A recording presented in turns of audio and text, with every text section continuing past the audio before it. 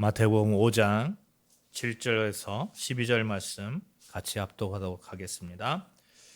긍휼히 여기는 자는 복이 있나니 그들이 긍휼히 여김을 받을 것이며 마음이 청결한 자는 복이 있나니 그들이 하나님을 볼 것이며 화평하게 하는 자는 복이 있나니 그들이 하나님의 아들이라 일컬음을 받을 것이며 의를 위하여 박해를 받는 자는 복이 있나니 천국이 그들의 것임이라. 나로 말미암아 너희를 욕하고 박해하고 거짓으로 너희를 거스러 모든 악한 말을 할 때에는 너희에게 복이 있나니 기뻐하고 즐거워하라. 하늘에서 너희의 상이 큼이라.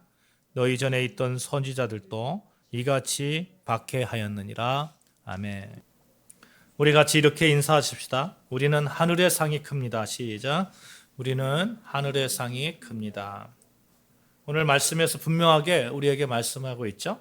너희들이 기뻐하고 즐거워할 이유가 있다. 너희는 하늘의 상이 큰 자들이다. 이런 말씀을 하고 있습니다. 사랑하는 여러분, 세상의 그 어떤 소용돌이 속에서도 하늘의 상이 큰 자로서 기쁨과 즐거움을 누리고 그것을 세상에 전하시는 여러분과 저 되어지기를 축원합니다. 아멘.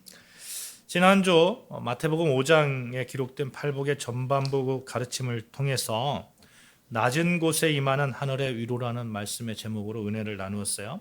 세상은 언제나 우리에게 높은 곳으로 올라가라고 다그치고 더 많은 스펙, 소유의 바구니 이런 것들을 가득 채워야만 행복할 수 있다고 속삭이지만 우리 주님의 계산법은 완전히 달랐죠. 주님은 오히려 세상에서 실패하고 낙오되고 심령이 가난해진 자, 내 죄악의 추악함과 삶의 모순을 직면하고 눈물을 흘리는 자, 이런 자들이 하나님을 찾을 수밖에 없잖아요. 나는 약하고 약합니다. 하나님, 저는 정말 못났습니다. 하나님, 제 힘으로 아무것도 할 수 없습니다. 하나님만이 나의 주인이 되십니다. 이렇게 고백하는 영적 파산자일 때에 그래서 하나님을 찾는 자가 복되다 하는 그런 말씀을 나누었습니다.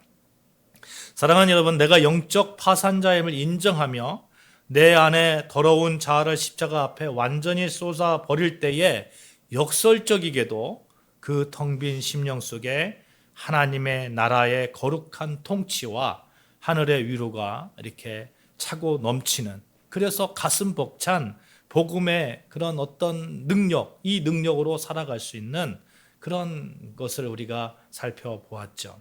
그래서 물이 높은 곳에서 낮은 곳으로 흐르잖아요. 그래서 우리의 삶은 늘 하나님의 그 은혜, 완전한 은혜가 하늘로부터 나에게끔 내려올 수 있도록 우리는 이렇게 밑에서 하나님을 바라보면서 하나님께 의지하면서 그렇게 살아가야 되는 거죠. 내 눈물을 닦아주실 분이 누구십니까? 하나님 아버지라는 거. 내 삶의 모든 그런 어려움들 해결해 주실 분이 누구십니까? 하나님 아버지시라는 것. 그렇게 가장 낮아져서 여호와 하나님께 소망을 두고 하나님을 바라보고 그 가운데 한 주간 사시면서 여러분 하늘의 위로가 가득하셨으리라고 믿습니다. 아멘. 세상의 가치와 판단에 주눅들지 말자는 거예요.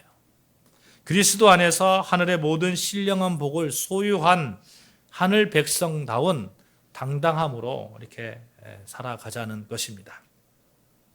오늘 여러분과 나누고 싶은 말씀은 이렇게 하늘의 신령한 복을 누리는 자, 천국을 소유한 자로서 세상 속에서 어떻게 그 성품을 나타내야 되는지 같이 은혜를 나누고자 합니다. 여러분, 오늘날 현대사회를 관통하는 핵심적인 키워드가 뭘까 생각해 보니까 이런 것 같아요. 고립, 단절, 이런 것 같아요. 이런 것 같습니다. 며칠 전 지방선거가 있었죠? 서로 생각이 다르고, 그러다 보니까 막 서로 혐오하고 반목하고 그런 모습들을 우리는 너무 자주 봅니다. 생각이 다르다고 혐오하는 그런 사회를 우리가 살고 있습니다. 사실 우리는 역사상 그 어느 시대보다 문명과 기술이 고도로 발달하여서 온 세상이 촘촘하게 연결되어져 있는 그런 초연결의 사회에 살고 있습니다. 손가락 하나만 가지고도 지구 끝에 있는 것이 어떻게 돌아가는지도 알고 있어요. SNS를 통해서 수백 명의 사람과 동시에 소통할 수 있는 시대가 됩니다. 며칠 전에도 제가 카카오톡으로 단체로 막 이렇게 그 영상 보면서 대화를 했거든요. 옛날 같았으면 이게 꿈이라도 꿀 일입니까? 정말. 그런데 그렇게 함에도 불구하고 그런 세상에 임에도 불구하고 여러분 정말 행복하십니까? 역설적이게도 현대인들이 느끼는 그 외로움, 고립감은 더 크다는 거예요. 그 어느 시대보다 크다는 겁니다. 기술적인 연결은 과잉되어 있지만 인격적이고 진실한 관계는 철저하게 파편화되었기 때문에 그렇습니다. 왜 이런 현상이 일어날까요? 여러분, 이런 사회생활을 이렇게 하다 보면 이런 생각이 드는 거죠. 나 더 이상 상처받고 싶지 않아. 이런 생각이 드는 거죠. 그렇죠. 이게 사회생활 하다 보면 상처받잖아요. 안 받을 수가 없잖아요. 사람과 사람 가운데 우리가 살아가는데. 그런데 그 관계 속에서 나 더 이상 상처받고 싶지 않아. 옛날 같았으면 상처받아도 나 혼자 살 수가 없으니까. 나 혼자 살 수 없으니까 어쩔 수 없이 만남이 있게 되었거든요. 근데 지금은 그렇지 않습니다.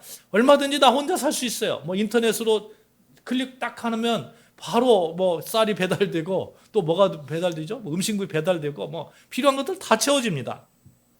그러니까 이제 어떤 사람에 대한 두려움, 방어 기제가 작동하니까 계속해서 자기만의 세계로 이렇게 들어가는 거죠. 수많은 경쟁과 배신, 이기주의가 판치는 세상 속에서 사람들은 타인에게 마음의 문을 열지 않습니다. 나만의 안전한 공간으로 자꾸 들어가려고 하죠. 나의 평안, 나의 권리만을 철저하게 지키려고 합니다. 여러분 조금이라도 손해보면 어떻습니까? 조금이라도 손해보면 내 영역을 침해받았다고 생각을 해요. 자동차 타고 다니다 보면 제가 이렇게 신호등이 있잖아요. 신호등이 있으면 잠깐 한 1초, 2초 좀 늦게 하면 뒤에서 빵거립니다. 빵거려요. 빨리 가라는 거죠. 왜 빵거립니까? 자기가 자기 시간을 침해받았다고 생각하는 게 그런 것이죠. 그런 것입니다. 가장 친밀해야 할 가족 안에서도 서로에게 깊이 다가가지 못하고 차가운 선을 긋는 경우도 있습니다. 이러한 단절의 문화는 필연적으로 갈등과 혐오라는 독버섯을 피워낼 수밖에 없습니다. 그래서 우리 한국 사회를 요즘 갈등공화국이다 이렇게 얘기하잖아요. 세대 간의 갈등이 있잖아요. 세대 간의 갈등. 성병 간의 갈등이 얼마나 심합니까? 계층 간의 갈등도 있어요. 정치적 성향의 갈등이 있습니다. 온 사회를 그런 갈등들이 가득 채우고 있습니다.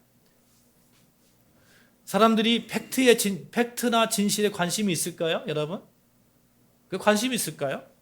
내가 속한 집단의 이익과 논리가 더 앞섭니다. 나와 조금이라도 생각이 다르거나 내 기준에 어긋나는 사람들을 향해서 무차별적인 분노와 혐오를 쏟아내는 그런 사회입니다. 그래서 익명성의 가면을 쓰고 온라인상에서 얼마나 많이 이렇게 사람들을 비방하고 그렇습니까?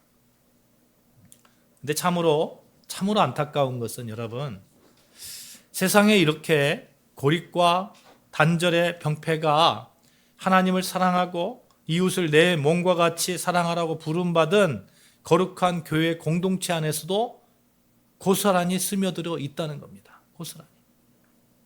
지난주 우리는 주님이 주시는 가난과 애통의 복을 배우면서 하늘의 눈물 어린 위로를 경험했어요. 내 죄를 용서하시고 나를 안아주시는 하나님의 사랑에 가슴이 적셨습니다. 하지만 수많은 성도가 바로 거기까지인 거예요. 거기까지.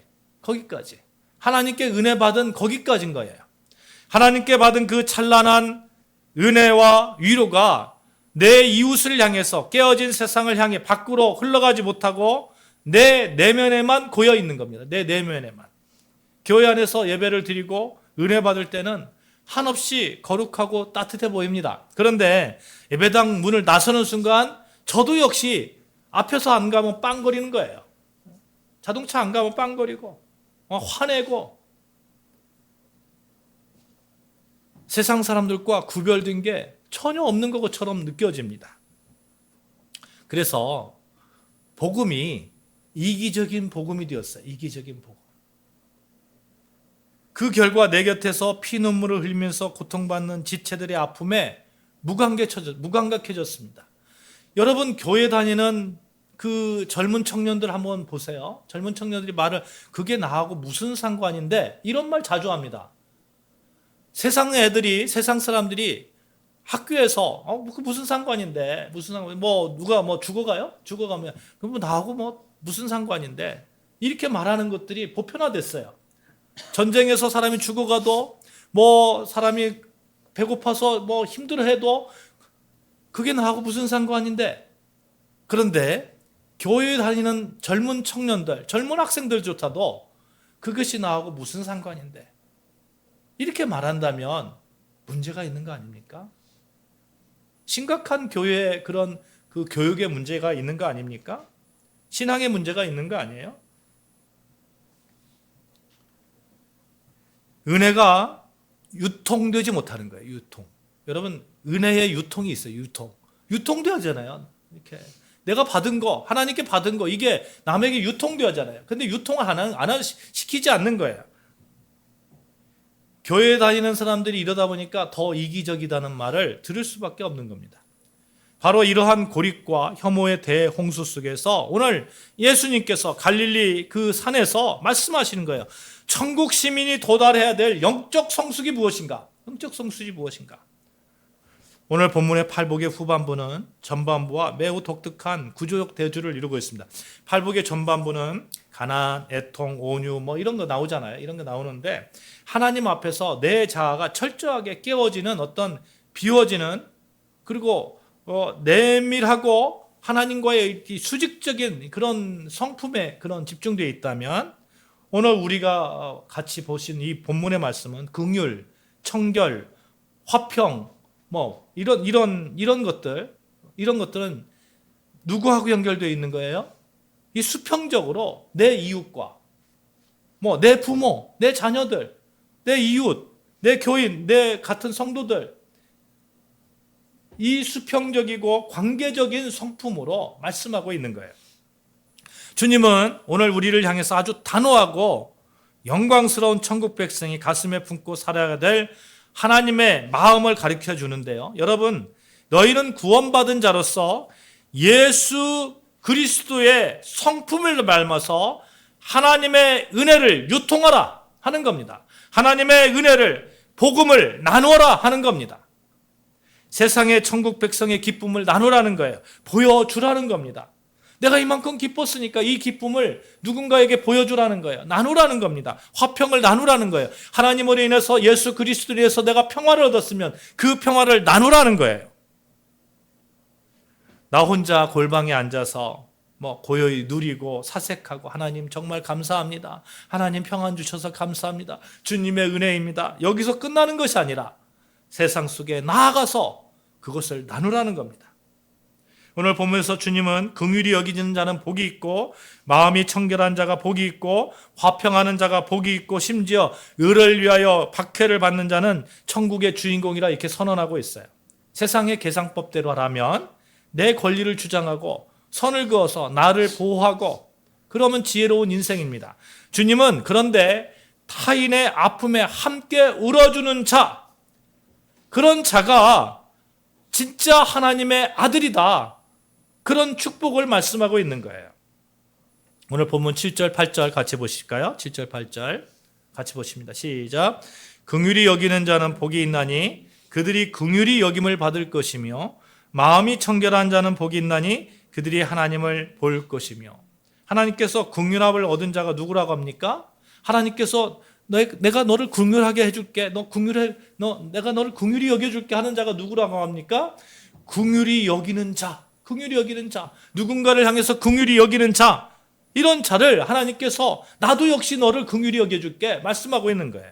이 말씀은 구약의 선지자 미가가 이스라엘의 타락한 종교적 위선을 향해서 거침없이 쏟아냈던 미가서 6장 8절의 말씀과 맥을 같이 합니다. 그러니까 이 당시에 이스라엘 백성들은 삶 속에서 이웃을 착취하고 불의를 행하면서 성전에서는 있잖아요. 수천 마리의 수장과 만마의 강물 같은 기름을 제물로 바쳤어요. 하나님께 바치는 거예요. 만마의 기름, 막 수만의 기름, 강물 같은 기름을 바치고 수천 마리의 순양을 바치고 그러면서 복을 받을 거라고 자만했어요. 그들을 향해서 미가 선지자가 하나님의 진짜 본심을 말씀하고 있는 거예요. 사람아, 주께서 선한 것이 무엇임을 내게 보이셨나니 여호와께서 내게 구하시는 것은 오직 정의를 행하며 인자를 사랑하며 겸손하게 내 하나님과 함께 행하는 것이라. 사람들이여, 무엇이 선한 것이고 여호와께서 너희들에게 요구하는 것이 무엇인지 아느냐? 수천 마리의 수장을 올려버리는 것인지 아느냐? 만만의 강물 같은 그런 기름을 올려드리는 것인지 아니냐? 그것은 아니다. 의를 행하고 인자를 사랑하며 너희 하나님께 겸손히 행하는 자다. 여기서 인자라는 것은, 우리가 인자라는 말 쓰잖아요. 하나님의 아들, 하나님의 아들이 누구예요? 예수 그리스도잖아요. 근데 예수 그리스도를 성육신하였기 때문에, 인간의 몸으로 오셨기 때문에 사람의 아들이다 쓸 때에는 인자라고 써요. 인자, 성경에서 인자, 사람의 아들이다. 그런데 사람의 아들인 그 예수님이, 성육신한 그 예수님을 우리가 인자라고 쓸 때는 예수님이다, 이렇게 우리가 성경에서 말씀하고 있는데, 여기에서 인자라는 뜻은 그런 뜻이 아니에요. 그런 뜻이, 예수님을 말할 때의 그런 뜻이 아니고, 사람의 아들이라는 뜻이 아니고, 이 인자는 이런 뜻이에요. 친절함, 자비, 자애, 인자함, 이런 뜻입니다. 히브리어로 헤세드예요. 헤세드. 자격 없는 자에게 조건 없이 베푸시는 하나님의 사랑, 이 사랑이 헤세드잖아요. 헤세드. 이 헤세드를 인자예요. 인자. 여기에 구약에서 미가 선지자가 말하고 있는 거예요. 하나님의 마음을 그대로 얘기하고 있는 거예요. 오늘 갈릴리 산 위에 왕으로 앉으신 예수님은 구약의 이 헤세드라는 보배로운 단어를 긍휼로서 바꾸어서 말씀하고 있는 겁니다. 긍휼로서. 본문이 말하는 긍휼은 결코 높은 자리에 앉아서 낮은 자리에 있는 사람의 동정하거나 불쌍히 여기거나 이런 것이 아니에요. 이런 아량이 아닙니다. 긍휼은 이런 뜻이에요. 타인의 고통과 비참함 속으로 직접 걸어 들어가서 그 사람의 깨어진 심장과 내 심장을 하나로 연결하여서 그 아픔을 고스란히 내 아픔으로 느끼는 거룩한 공감 능력. 그렇다면 사랑하는 여러분, 누가 이 거친 세상 속에서 내 이익을 포기하면서 타인의 고통을 내 고통으로 여기는 긍휼의 삶을 살 수 있는가 하는 거예요, 여러분. 내 의지로 가능합니까? 결단코 불가능해요. 오직 내가 먼저 하나님 앞에서 아무런 자격이 없는 자였다, 영적 파산자였다, 뼈저리게 고백할 때에, 그런 나를 위해서 독생자 예수 그리스도를 십자가에 아낌없이 내어주신 하나님의 압도적인 헤세드를 받은 자로서 고백할 때에, 여러분, 가능한 겁니다. 내가 하나님께 받은 그 긍휼의 크기가 너무 크기 때문에, 그 크기가 너무 크다고 감사하는 자가 내 이웃을 향해서 나아가는 겁니다. 사랑하는 여러분, 여러분과 제가 하나님께 너무너무 큰 것을 받은 자로 그렇게 고백하는 삶이 되시기를 주님의 이름으로 축복합니다. 아멘. 그것이 된다면 우리는 너무 크기 때문에, 나는 자격 없지만 하나님께서 나에게 그 긍휼하심을 입혀주시고 그 사랑을 입혀주셨기 때문에, 하나님, 그 조금이라도 내가 밖에 나가서 나누겠습니다, 이런 마음이 드는 것이죠.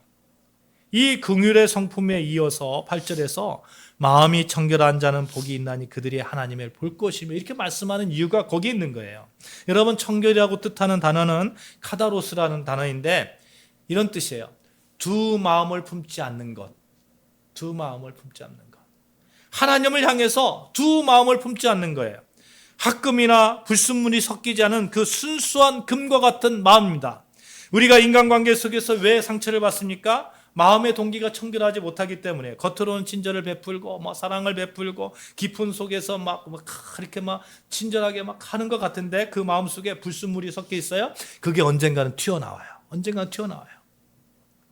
불순물이 섞여 있으면 인간관계 속에 언젠가 톡 튀어나와요. 그러면 거기에 상처받는 거예요. 아, 저희가 나한테 그런 마음이 있었구나, 그런 계산이 있었구나, 툭 튀어나오는 거예요. 여러분, 우리가 하나님을 향해서는 청결한 마음을 가져야 됩니다. 청결한 마음. 불순물이 전혀 섞이지 않은 그런 마음을 가져야 돼요. 그래야만 어떠한 상황 속에서도 여러분 우리가 온전하게 하나님께서 말씀하신 그것을 우리가 세상 속에서 나눌 수 있는 거예요. 그래서 하나님을 볼 수 있는 거예요. 그러니까 하나님께서 마음이 청결한 자는 복이 있나니 그가 누구를 볼 것이라고 말씀합니까? 하나님을 볼 것이라고. 하나님을 볼 것이라고. 사랑하는 여러분, 예수 그리스도 통한 하나님의 사랑을 경험하는 자, 그 사랑이 너무 커서 두 마음을 품을 수 없고 그렇게 청결하게 예수님 사랑하다 보니까 예수님이 그 성품인 긍휼의 마음도 저절로 나타나서 세상 속에서 그 긍휼을 전하는 겁니다. 그래서 긍휼함을 우리가 나타내게 하려면 하나님을 향한 청결함을 가져야 돼요. 청결함을. 사랑하는 여러분, 여러분과 제가 청결한 마음으로 세상에 긍휼을 전하는 자로 서시기를 주님의 이름으로 축원합니다. 아멘. 이렇게 마음이 동기가 청결하여서 이웃을 아무런 조건 없이 긍휼히 여기는 자들에게 주님이 주시는 최고의 상급이 무엇인지 아십니까? 하나님께서 계속해서 긍휼을 얻게 될 것이고 그것뿐만 아니라 여호와 하나님을 볼 것이다. 우리가 육신의 눈으로 하나님의 형상을 본다는 뜻이 아니에요. 내 이기적인 욕망과 계산을 내려놓고 순수한 청결함으로 내 곁에 있는 이웃의 아픔을 돌아볼 때에 우리는 그 이웃의 눈물 어린 얼굴 속에서 살아계신 하나님의 임재와 숨결을 보게 된다는 겁니다. 하나님이 어떤 분이신지, 하나님의 성품을 보게 되고 하나님의 긍휼을 받게 되고 알게 되고 사랑을 보게 되고, 사랑하는 여러분, 그러므로 우리가 하나님의 사랑과 긍휼을 얻었다면, 하나님의 위로함을 얻었다면 그것을 나만의 것으로 가지는 것이 아니라 세상에 긍휼함으로 내어 놓아야 할 줄로 믿습니다. 그렇게 청결함으로 하나님을 바라보면서 두 마음을 품지 않는 것입니다. 하나님의 성품이 여러분과 저를 통해서 세상에 드러나야 되는 것이에요. 드러나야 되는 거. 그렇게 노력하는 거예요. 오늘도 노력하자 하면서 안 되었을 때에 회개하면서 하나님 정말 내가 부족합니다. 하나님 나에게 힘을 주시옵소서. 그렇게 살아갈 수 있도록 도와주시옵소서. 이렇게 하는 것이 그리스도인의 삶의 방식이지 않겠습니까? 이런 자가 갈등의 세상에 대안을 제시하는 하나님의 자녀가 되는 것이죠. 계속해서 9절 10절 보실까요? 9절 10절 같이 보십니다. 시작. 화평하게 하는 자는 복이 있나니 그들의 하나님의 아들이라 일컬음을 받을 것이며 의를 위하여 박해를 받는 자는 복이 있나니 천국이 그들의 것임이라. 아멘. 스가랴 선지자가 스가랴서 8장 16절 말씀에서 하나님의 백성들이 삶의 현장에서 반드시 회복해야 할 본질을 이렇게 선포하고 있습니다. 제가 봉독해 드리겠습니다. 너희가 행할 일을 이러하니라. 너희는 이웃과 더불어 진리를 말하며 너희 성문에서 진실하고 화평한 재판을 베풀고 마음에 서로 해하기를 도모하지 말며 거짓 맹세를 좋아하지 말라. 이 모든 일은 내가 미워하는 것이라. 여호와의 말씀입니다. 여기에서 그 화평이라는 단어가 샬롬이라는 단어죠. 샬롬.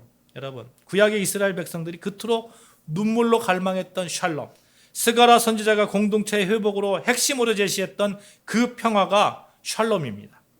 성경에서 가르치는 진짜 샬롬은 단순히 전쟁이 멈추거나 부딪히는 그런 그 일이 있는 것이 아니라 평화주의적인 그런 의미를 가지고 있지는 않습니다. 성경의 진짜 샬롬은 죄와 이기심으로 인해서 철저하게 부서지고 질밟힌 모든 관계들이 하나님의 공의와 신실하신 사랑 안에서 원래의 아름다움으로 회복되어지는, 원래로 복원되어지는 그런 조화, 이것을 샬롬이라고 하는 거예요. 그러니까 우리가 세상 속에서 예수 그리스도를 통해서 우리가 하나님의 아들로 회복되었잖아요. 하나님의 아들로 회복되었다는 말은 우리가 복원되었다는 거예요. 하나님의 백성으로 복원되었다는 거예요. 우리가 하나님의 성품으로 복원되었다는 거예요. 이 상태를 화평이라, 샬롬이라고 말하는 거예요. 여러분, 오늘 본문에서도 왕이신 예수님께서 선포하신 화평하게 하는 자는 히브리어로 또 에어레노 포이오스라는 그런 뜻인데 이 영어로는 이런 뜻이에요. 피스메이커. 피스메이커. 이들은 세상의 갈등이 무서워서 숨어버리는 방관자가 아닙니다. 오히려 시기와 질투, 분노와 혐오가 시퍼렇게 있는 그런 낯선 세상의 한복판에 뛰어들어가서 하나님께 복원되어진 그 화평을 나누는 자예요. 나누는 자. 그 가운데 내가 오해받고 내 자존심이 짓밟히고 내가 손해를 보더라도 십자가의 복음을 들고 그 갈등의 현장에 들어가서 막힌 담을 허물어뜨리는 그런 노력을 하는 자, 피스메이커. 왜 그렇게 합니까? 하나님이 원래 그러니까. 하나님께서 원래 성품이 화평이니까, 샬롬이니까. 우리는 하나님께 예수 그리스도 통해서 하나님의 성품으로 복원되어진 자니까 그렇게 나가는 겁니다. 그들이 하나님의 아들이라 일컬음을 받을 것이며, 성경의 문화권에서 누군가의 아들이라 불린다는 거, 그 아버지가 가진 성품과 인격과 권위를 고스란히 닮아서 빼닮았다는 그런 뜻이잖아요. 인류 역사상 가장 위대한 평화의 사도가 누구입니까? 예수 그리스도. 예수 그리스도가 이 땅에 오실 때 샬롬으로 오신다고 그렇게 말씀하시잖아요. 그러므로 저와 여러분이 가정에서, 일터에서 내 권리와 자존심을 내려놓고 화평을 만들기 위해서 묵묵히 헌신하시는 여러분과 저 되어지시기를 주님의 이름으로 축복합니다. 저 사람 정말 하나님 쏙 빼닮아서 예수 그리스도를 믿기 시작한 다음부터 하나님의 진짜 자녀가 되어서 하나님의 성품으로 회복되어서 복원되어서, 저 사람이 화평하게 만드는구나. 저 사람만 있으면 어디 가서든지 이렇게 문제가 해결되어지는구나. 제가 저희 노예에서 뭔가 문제가 있잖아요. 문제가 있으면 제 자랑이 아니라 문제가 있으면 제가 가운데 끼면 이게 해결이 돼요. 참 감사해요. 세상 속에서도 그렇게 살고 싶어요. 우리 가정에서도 그렇게 살고 싶은데 가정에서는 잘 안 되더라고. 이게 이유가 있는 것 같아요. 왜냐하면 저도 그렇게 받고 싶으니까 그런 것 같아요. 그래서 서로 그런 것 같아요. 너무 가까우니까 좀 이해 좀 해줘 막 이러는 것 같아요. 서로가. 근데 한번 우리가 자녀들이나 부모나 서로 그런 그 평화의 사도가 되는 거 어떻겠습니까? 우리 아름다운 교회 성도들 모두 다 그렇게 가정에서, 직장에서, 사회에서 그런 평화로 사는 것이 어떻겠습니까? 그렇게 사시기를 주님의 이름으로 축복합니다. 네. 그래서 화평하게 하는 자는 필연적으로 여러분 의를 위한 박해에 이렇게 담대해야 돼요. 며칠 전에 인터넷 기사를 봤는데요. 한 기독교인 처녀가 그리스도인을 숨기고 남자친구를 만났어요. 남자친구가 너무 멋진 거예요. 좋은 직장에 다니고 또 키도 크고 너무 멋진 거예요. 그래서 이렇게 사귀었는데 숨긴 이유가 그 남자친구가 옛날에 사귀었던 여자친구가 기독교인이었대요. 그런데 너무너무 이제 헤어지고 나서 기독교를 싫어하는 거예요. 근데 막상 남자친구가 보니까 너무 멋있으니까 이제 숨기고 만났는데 남자친구가 프로포즈를 한 거예요. 근데 이 여자는 3대째 교회를 다니고 있는 그런 친구예요. 그래서 이제 말을 해야 될 거 아니에요. 말을 해야 되는데 자기는 기독교인이고 11조를 해야 되고 이런 얘기를 한 거죠. 이런 얘기를 하니까 그 집안에서 반대하는 겁니다. 반대하는 거예요. 파혼 위기에 이렇게 있는 거예요. 파혼 위기에. 프로포즈가 없어지는 그런 위기에 있는 거예요. 그러니까 그 밑에 댓글을 달았는데 참 재밌더라고요. 댓글이 장난도 아닙니다. 네가 벌어서 헌금해야지 왜 남편 거 가지고 하려고 그래? 이런 그런 댓글. 파혼해라. 그리스도인은 답이 없다. 정말 이런 그 댓글들이 쭉 달려 있어요.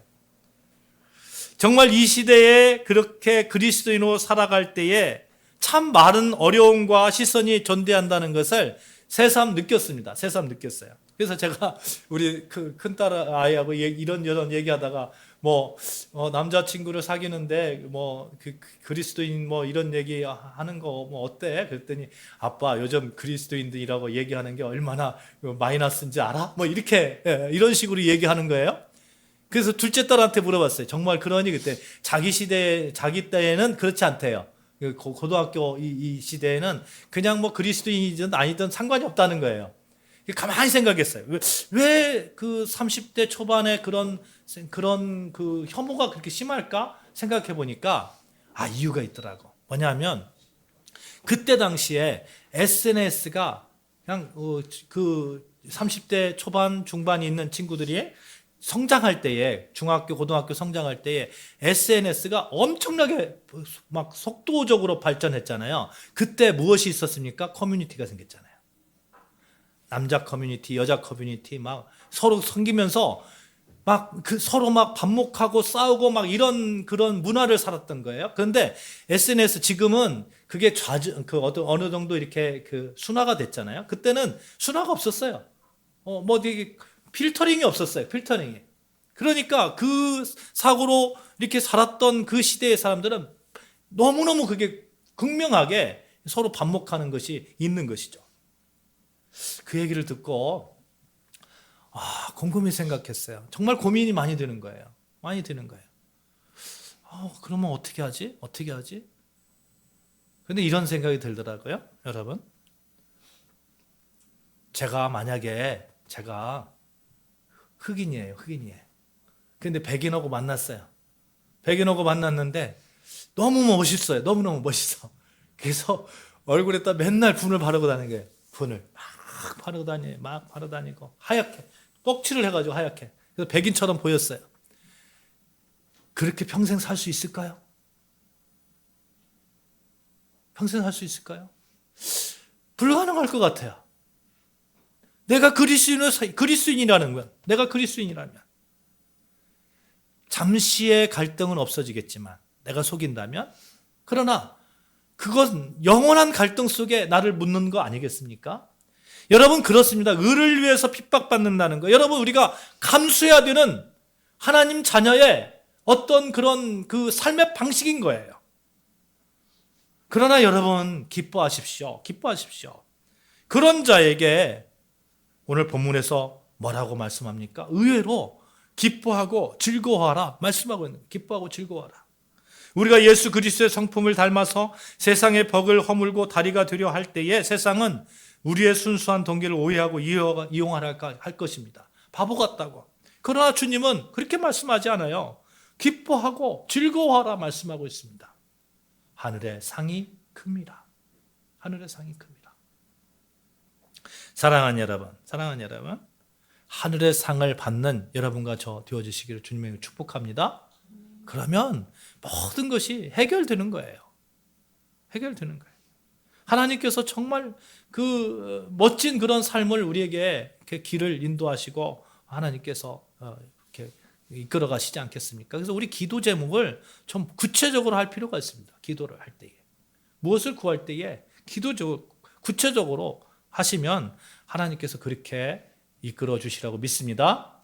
아멘. 사랑하는 여러분, 우리가 믿는 복음의 본질은 하나님께서 자격 없는 죄인이 우리를 구원하시기 위해서 당신의 가장 귀한 독생자 예수 그리스도를 이 땅의 가장 낮은 곳에 아낌없이 쏟아 부으심, 그 헤세드의 마음을 기초하고 있어요.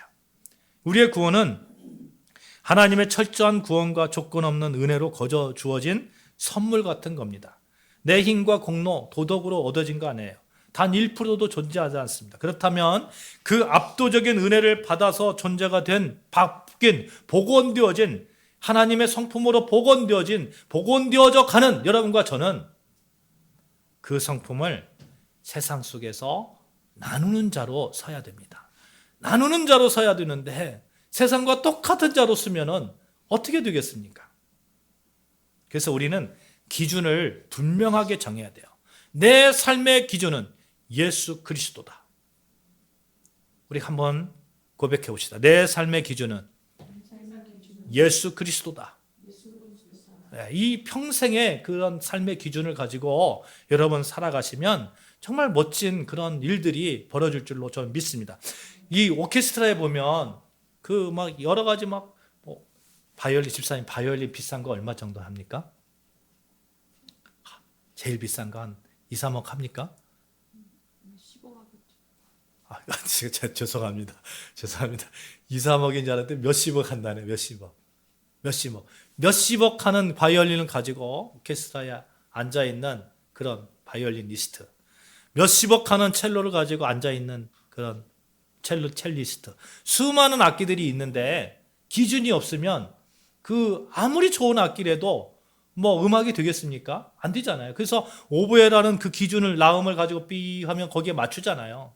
여러분, 우리가 삶의 기준은 항상 예수 그리스도 나를 하나님의 성품으로 복원시켜 주신 예수 그리스도로 잡고 있을 때에 우리는 세상에서 의를 위해서 핍박받는 그러한 상황 속에서도 넉넉하게 이겨나갈 수 있습니다. 우리 존재 자체를 내가 그리스도인이라는 것을 지켜나갈 수 있습니다.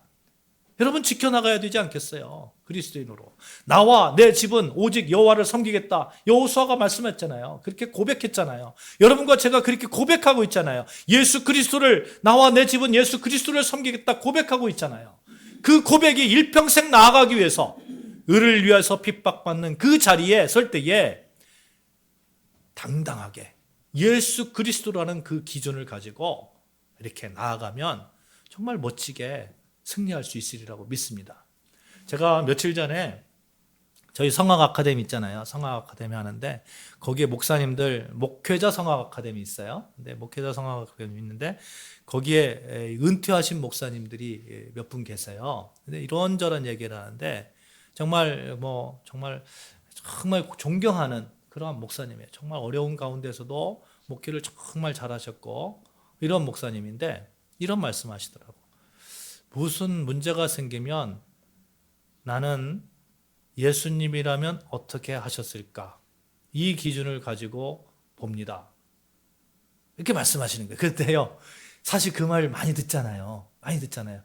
저도 뭐 그렇게 말씀드렸고, 우리 뭐 그 젊은 큐티 할 때도 사람들이 다 그런 얘기 하잖아요. 그런 얘기 하는데 정말 그렇게 사신 분께서 정년퇴직을 하시고 말씀하시는 예수님이라면 어떻게 하셨을까? 그 말씀의 무게가 너무 크게 느껴지는 거예요. 너무 크게 느껴지는 거예요. 사랑하는 여러분, 여러분과 제가 먼 훗날 여러분과 저를 통해서 80이 되든 90이 되든 이렇게 말하실 때에 예수님이라면 어떻게 하셨을까라는 그러한 기준을 가지고 제가 하나님의 그런 그 긍휼하심, 하나님께서 주셨던 그 화평하심을 세상 속에 나누려 했습니다. 이 고백을 하는 여러분과 저 되어지기를 주님의 이름으로 축복합니다. 그 무게가 너무너무 클 것입니다. 그런 자에게 기뻐하고 즐거워하라. 하늘에서 너희의 상이 큼이라. 이 말씀, 이 축복의 말씀이 온전한 축복의 말씀이 되리라고 믿습니다. 기도하시겠습니다.